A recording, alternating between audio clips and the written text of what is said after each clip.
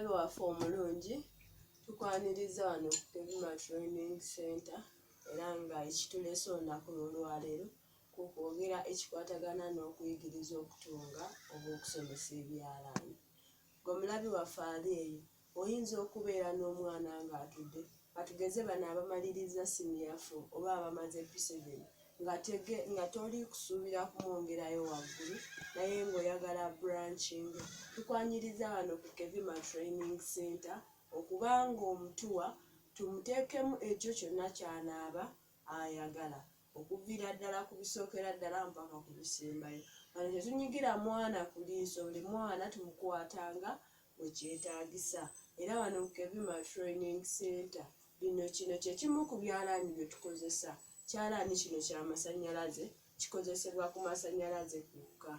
Kati era nga kyoperatinga emirimu gyonna, kikola designs mu ngoye, kikola zigizaga mu ngoye, kikola buli kimu ky'oba weetaagisiddwa. Era nga n'omwana wo singa aba amaliriza okusoma biri ebyalaani ebirala ne kino tuba tukola ki?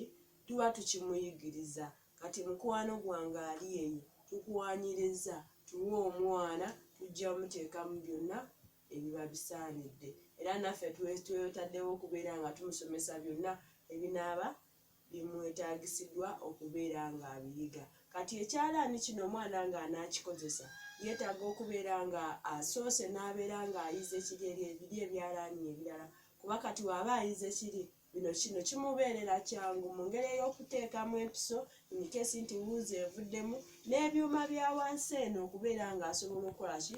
Okubyoperatinga obulungi n'aba ng'asobola okutunga. Omwana waffe tumuyigiriza okutunga, tumuyigiriza okukanika.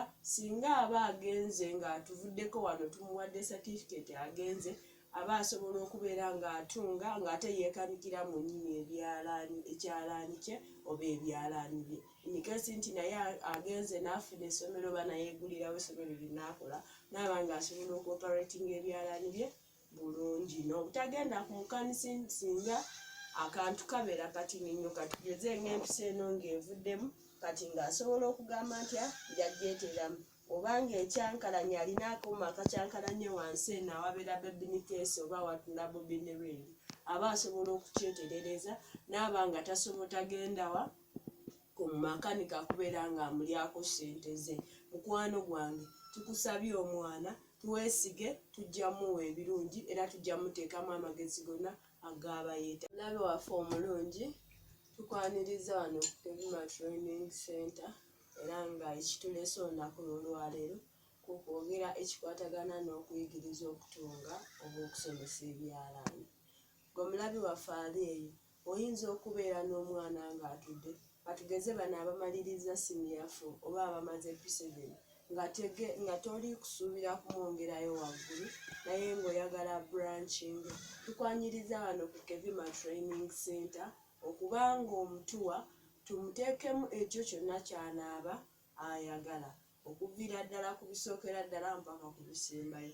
Wano tetunyigira mwana ku liiso, buli mwana tumukwatanga bwe kyetaagisa.